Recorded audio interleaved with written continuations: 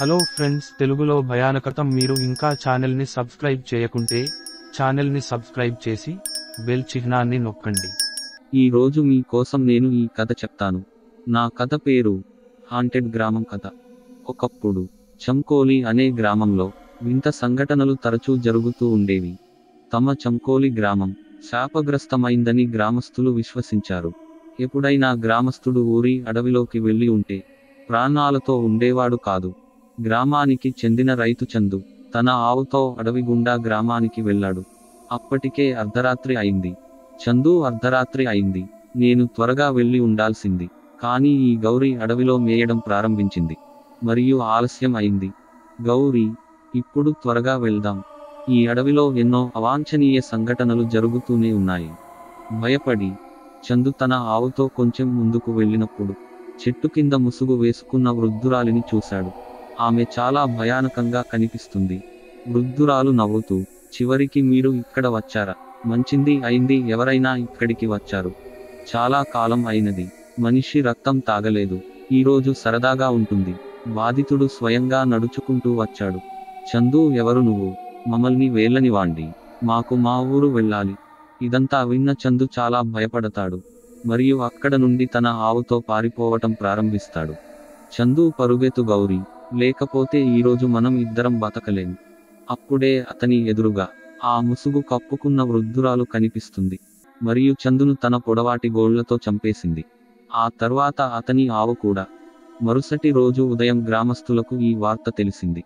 ఈ విషయానికి తెలుసుకున్న గ్రామ ప్రజలు ఆశ్చర్యానికి గురయ్యారు. గ్రామంలోని వ్యక్తి, హే తమ్ముడు, నిన్న రాత్రి ఆ ముసుగు వేసుకున్న వృద్ధురాలు రైతు చందును, అతని ఆవును చంపిందని విన్నాను. ఇది మంచిది కాలేదు సోదరా. రెండో మనిషి, అవును అన్నయ్య. ఇప్పుడు నాకు ఈ ఊరిలో జీవించడం కూడా భయంగా ఉంది. అయితే ఏం చేయాలి తమ్ముడు? మనము ఊరు కూడా వదిలి వెళ్ళలేము. అదే ఈ అడవి. ఇది ఊరి మధ్యలో వస్తుంది. వెళితే ఎక్కడికి వెళ్ళాలి? ఇలా చెప్పుకుంటూ ఇద్దరూ చాలా బాధపడతారు. చందు మరణవార్త అతని ఇంటికి చేరింది. చందు కొడుకు పప్పు గట్టిగా ఏడుస్తున్నాడు. వాణి, పప్పు సవతి తల్లి, హే, ఇప్పుడు నువ్వు ఏడుపు అప్పు. మీ నాన్న నిన్ను నా మీద వదిలేసి వెళ్ళిపోయాడు. అంతెందుకు, నీకు ఎక్కడి నుంచి తిండి పెడతాను? నాకు ఒక కొడుకు ఉన్నాడు. ఇప్పటి వరకు ఒక్క పైసా కూడా సంపాదించలేని మీ నాన్న నిన్ను నాకు వదిలేశాడు. కాదు కాదు, ఇక నిన్ను నా దగ్గర ఉంచుకోలేను. ఇక్కడ నుండి వెళ్ళిపో. జగ్గు, పప్పు సవతి సోదరుడు, ఓహో అవునమ్మా, ఇక్కడి నుండి తీయండి. తండ్రికి అత్యంత ప్రియమైన వ్యక్తి. ఇప్పుడు వినోదం వస్తుంది. పప్పు, హే, లేదు లేదు తల్లి, ఇది చేయవద్దు. నేను ఎక్కడికి వెళ్తాను? అమ్మ, ఇలా చేయకు అమ్మ. నాన్న తర్వాత ఇప్పుడు నా సపోర్ట్ నువ్వే అమ్మ. వాణి, హే, వాటన్నింటి గురించి నాకు ఏమీ తెలియదు. అర్థమైందా? మీరు ఈ ఇంటిని వదిలి వెళ్ళవలసి ఉంటుంది. ఇక్కడి నుంచి వెళ్ళిపో. అనంతరం పప్పు అక్కడి నుంచి వెళ్ళిపోయాడు. అతను చాలా విచారకరమైన హృదయంతో వెళ్ళిపోతాడు. అలా నడుస్తూ ఊరిలోని అదే అడవికి వస్తాడు. పప్పు అడవి లోపలికి వెళ్ళగానే అతనికి భయానక శబ్దాలు వినడం ప్రారంభించాడు. అతను చాలా భయపడతాడు. పప్పు, ఇది ఎంత వింత శబ్దం! నాకు చాలా భయంగా అనిపిస్తుంది. ఓ దేవుడా, ఈ గ్రామం నుండి బయటికి రావడానికి ఇదే ఏకైక మార్గం. ఇది అడవి గుండా వెళుతుంది. ఓ దేవుడా, నాకు సహాయం చేయండి. ప్రస్తుతం నాకు చాలా ఆకలిగా ఉంది మరియు ఎక్కడ నుండి భయానక శబ్దాలు వస్తున్నాయి. పప్పు ఆ దిశగా నడుస్తాడు. అప్పుడు అతను దానిని చూస్తాడు. చెట్టు కింద ఒక ముసుగు వేసుకున్న వృద్ధురాలు కూర్చుని ఉంది. వృద్ధురాలు నవ్వుతూ, నువ్వు వచ్చావు. ఇప్పుడు నాకు కొత్త బాధితుడు దొరికాడు. ఆమె మాటలు విని పప్పు చాలా భయపడతాడు. పప్పు, ఓ దేవుడా, ఇప్పుడు నేనేం చేయాలి? అప్పుడు పప్పు పరుగెత్తుతూ గోతిలో పడిపోతాడు. పప్పు ఆ గోతిలో పడగానే అలాంటి ప్రదేశానికి చేరుకుంటాడు. చాలా వెలుతురు ఉన్న చోట చాలా పెద్ద చెట్లు ఉన్నాయి మరియు ఆ చెట్ల దగ్గర చాలా అందమైన నది ఉంది. చుట్టూ రకరకాల పక్షులు మరియు జంతువులు చుట్టూ తిరుగుతున్నాయి. పప్పు అందరినీ చూసి ఆశ్చర్యపోయాడు. పప్పు, నేను ఎక్కడ ఉన్నాను? ఇంత వింత అడవిని నేనెప్పుడూ చూడలేదు. తర్వాత కొంచెం దూరం నడిచాడు. ఆ అడవిలో మరణించిన ఆ గ్రామ ప్రజలు. వారిని చెట్టుకు కట్టేసి పప్పు తండ్రి కూడా వారితో ఉన్నాడు. ఇది చూసి పప్పు ఆశ్చర్యపోతాడు మరియు తన తండ్రి వద్దకు వస్తాడు. పప్పు, హే నాన్న, ఇప్పుడు నువ్వు బ్రతికే ఉన్నావని నాకు తెలుసు. నేను నిన్ను కోల్పోయానని అనుకున్నాను. కానీ నువ్వు బ్రతికే ఉన్నావు. కానీ నువ్వు ఇక్కడికి ఎలా వచ్చావు? పప్పు యొక్క ఈ విషయాలు తండ్రిపై ఎలాంటి ప్రభావం పడలేదు. పప్పు, నాన్న, ఎందుకు మీరు మాట్లాడటం లేదు? అప్పుడే నాన్న దగ్గరికి వింతగా కనిపించే వ్యక్తి వస్తాడు. అతనికి 3 కళ్ళు ఉన్నాయి. అతని చూసి పప్పు ఆశ్చర్యపోతాడు. 3 కళ్ళు ఉన్న మనిషి, హే కొడుకు, నన్ను చూసి భయపడకు. నేను నిన్ను ఏమీ చేయను. ఈ అద్భుత అడవిలోకి ఎవరూ సులభంగా ప్రవేశించలేరు. మీరు ఇక్కడకు వచ్చినట్లయితే మీలో ఖచ్చితంగా ఏదో ప్రత్యేకత ఉంది. పప్పు, అయితే నువ్వు ఎవరు? మరియు ఇక్కడ చనిపోయిన నా గ్రామ ప్రజలందరూ ఉన్నారు. మా నాన్న కూడా. నేను ఏమీ అర్థం చేసుకోలేకపోతున్నాను.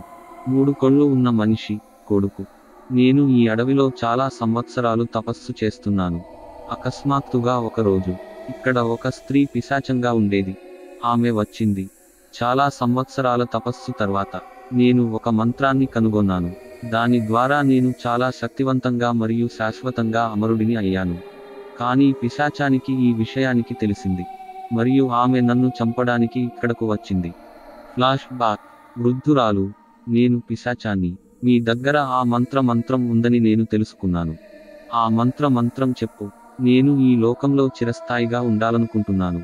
3 కళ్ళు ఉన్న మనిషి, నేను ఆ సమయంలో పిశాచానికి మాయా మంత్రం చెప్పకపోతే ఆమె నన్ను చంపి ఉండేది. అందుకే ఆ మంత్రం చెప్పాను. కానీ ఆమె పిశాచ స్త్రీ అయినందున అమరత్వం చెందడానికి ఆ మంత్రంతో పాటు ఆమెకు కొంతమంది రక్తం కూడా అవసరం. ఎవరిది రక్తం తాగడం ద్వారా ఆమె అమరత్వం పొందవచ్చు. అప్పటి నుండి పిశాచాన్ని ఆమె వేషాన్ని మారుస్తుంది. వివిధ గ్రామాలకు వెళ్లి ప్రజలను చంపి వారిని ఇక్కడికి ఈ అడవికి తీసుకువస్తుంది మరియు వారి రక్తమంతా తాగుతుంది. 3 కళ్ళ మనిషి ఈ మాటలు విని పప్పు చలించిపోయాడు. పప్పు, ఇప్పుడు నా నాన్న మరియు మా ఊరి ప్రజలందరూ మళ్ళీ బ్రతకలేరా? 3 కళ్ళ మనిషి, కొడుకు జీవించి ఉండవచ్చు. కానీ దీని కోసం మీరు కష్టమైన మార్గం ద్వారా వెళ్ళవలసి ఉంటుంది. ఆ ముసుగు స్త్రీ పిశాచం మీ ఊరి ప్రజలను ఎవరిని చంపుతుండేదో. ఇప్పుడు ఆ ముసుగు పిశాచానికి కొంతమంది రక్తం కావాలి. ఆ తర్వాత ఆ మంత్రంతో ఆమె అమరత్వం పొందుతుంది. ఇది జరిగితే మీరు మీ తండ్రిని మరియు మిగిలిన గ్రామస్తులను ఎప్పటికీ తిరిగి తీసుకురాలేవు. ఆ ముసుగు పిశాచానికి అమరత్వం చెందకుండా ఆపడానికి ఒకే ఒక మార్గం ఉంది. కానీ దారి చాలా కష్టం. పప్పు, నాకు దారి చూపు. నేను మా నాన్న మరియు గ్రామస్తులను తిరిగి బ్రతికించాలనుకుంటున్నాను. నాకు చెప్పు, నేను ఏమి చేయాలి? అప్పుడు ఆ 3 కళ్ళ మనిషి పప్పుకి నీటి కలశం ఇస్తాడు. ఆ 3 కళ్ళ మనిషి, పప్పు, ఈ స్వచ్ఛమైన నీటి కలశంతో మీరు అడవిలో పిశాచం వద్దకు వెళ్ళాలి మరియు ఆమె వేచి ఉన్న చెట్టు కింద తన ఆహారం కోసం ఎదురు చూస్తుంది. గుడ్లగూబ అదే చెట్టుపై నివసిస్తుంది. ఆ పిశాచం ఆత్మ ఆ గుడ్లగూబలో ఉంది. ఆ గుడ్లగూబ పైన ఈ నిరూపితమైన నీటిని చల్లుకోండి. దాని ముగింపు ఖాయం. పప్పు, నువ్వు నన్ను నమ్ము. నేను మా నాన్న మరియు గ్రామస్తుల నా ప్రాణాన్ని కాపాడుతను. ఆ 3 కళ్ళ మనిషి, మీరు కలశంతో వెళతారు. కానీ జాగ్రత్తగా ఉండు. ఈ కలశం పొరపాటున పిశాచం తాకితే దాని శక్తి అంతా పోతుంది. ఇంకో విషయానికి, మీరు సూర్యాస్తమయం సమయంలో మాత్రమే ఈ పనిని చేయవలసి ఉంటుంది. ఆ సమయానికి ముందు మీరు పని చేయలేకపోతే రాత్రి పడగానే గుడ్లగూబ అక్కడి నుంచి ఎగిరిపోతుంది. ఆ తర్వాత గుడ్లగూబ జాడ చాలా కష్టమవుతుంది. పప్పు, నువ్వు చెప్పినవన్నీ నేను చూసుకుంటాను. ఇప్పుడు మీరు నాకు అనుమతి ఇవ్వండి. ఆ 3 కళ్ళ మనిషి, మీరు మీ పనిలో విజయవంతంగా తిరిగి వస్తారు. అందరి ఆశీస్సులు మీకు ఉన్నాయి. ఆ తర్వాత పప్పు అడవిలో అదే ప్రదేశంలో సూర్యాస్తమయానికి ముందే చేరుకుంటాడు. పప్పు, ఆ పిశాచాన్ని ఈ చెట్టు కింద నుంచి ఎలా తీయాలి? నేను ఆమె ఎదురుగా వెళితే ఆమె నన్ను వెంటాడుతుంది మరియు ఆమె ఈ కలశం కూడా పగలగొట్టాలనుకుంటోంది. ఓ దేవుడా, నాకు సహాయం చేయండి. అప్పుడే పిశాచిని చంపిన అతని ఆవు గౌరీ పప్పు ముందు ప్రత్యక్షమవుతుంది. పప్పు, హే గౌరీ, నువ్వు ఇక్కడ ఉన్నావు? గౌరీ, అవును పప్పు, నేను నీకు సహాయం చేయడానికి వచ్చాను. ఇప్పుడు నేను మీ రూపాన్ని తీసుకుంటాను. నేను పిశాచం ముందు వెళ్తాను. దానివల్ల ఆమె నా వెనుక పరుగెత్తుతుంది. అప్పుడు మీరు వెనుక నుండి వెళ్ళండి. ఆ చెట్టు మీద కూర్చున్న గుడ్లగూబ మీద ఈ నిరూపితమైన నీటిని చల్లుకోండి. దీని కారణంగా ఈ పిశాచం అంతం అవుతుంది. పప్పు, సరే, నేను సరిగ్గా అట్లనే చేస్తాను. ఆ తర్వాత గౌరీ పప్పు రూపాన్ని తీసుకుంది. గౌరీ పిశాచం ముందు వెళ్ళి, ఇక్కడ చూడండి ముసలి పిశాచం, నా దగ్గరకు రా. పిశాచాన్ని, హే నేను ఏమి చూస్తున్నాను, ఈ రోజు నా బాధితుడు నన్ను స్వయంగా పిలుస్తున్నాడు. ఈరోజు ఆనందం ఉంటుంది. ఆ రోజు మీరు ఎక్కడికో పారిపోయారు. ఈ రోజు మిమ్మల్ని ఎవరూ రక్షించలేరు. పప్పు, సూర్యాస్తమయం జరగబోతోంది. ఇది సమయం. ఆ గుడ్లగూబపై నీళ్లు చల్లి ఈ పిశాచాన్ని అంతం చేయాలి. పప్పు త్వరగా ఆ చెట్టు ఎక్కుతాడు మరియు అతను చాలా భయానక గుడ్లగూబ చెట్టు కొమ్మపై కూర్చున్నట్లు చూస్తాడు. పప్పు దాని మీద కలశం నీళ్లు చల్లుతాడు. దీని కారణంగా గుడ్లగూబ బూడిదగా మారుతుంది మరియు మరొక వైపు రక్త పిశాచం గౌరీ వెంట పరుగెత్తుతున్నప్పుడు ఆమెకు మంట మొదలవుతుంది. పిశాచం, హే ఏమి జరుగుతోంది, నా శరీరం ఎలా కాలిపోతోంది, ద్రోహం, నేను మోసపోయాను, నేను ఎవరినీ వదలను, నన్ను రక్షించు. పప్పు, దేవునికి ధన్యవాదాలు, ఈ పిశాచాన్ని చంపడంలో నేను విజయం సాధించాను. అది ముగిసిన వెంటనే పప్పు, తండ్రి మరియు గ్రామస్తులందరూ ఆ 3 కళ్ళతో ఉన్న మనిషితో అక్కడికి వస్తారు. పప్పు వాళ్ళని చూసి చాలా సంతోషిస్తాడు. పప్పు, హే నాన్న, నువ్వు బ్రతికే ఉన్నావు, నా ప్రియమైన నాన్న, చూడు నిన్ను మళ్ళీ నా దగ్గరకు తీసుకొచ్చాను. చందు, అవును నా బిడ్డ, చూడు నేను నీ దగ్గరకు వచ్చాను. 3 కళ్ళ మనిషి, వావ్ పప్పు, మీరు నిజంగా చాలా ధైర్యవంతులు. మీరు రక్త పిశాచ ముసుగుతో ఉన్న వృద్ధురాలిని శాశ్వతంగా విడిపించారు. ఇప్పుడు ఆమె చాలా దూరం వెళ్ళిపోయింది. ఇప్పుడు నీ ఊరు శాప విమోచనం కాదు కొడుకు. ఇప్పుడు గ్రామస్తులెవరూ చనిపోరు. మరి ఇదంతా నీ వల్లనే జరిగింది.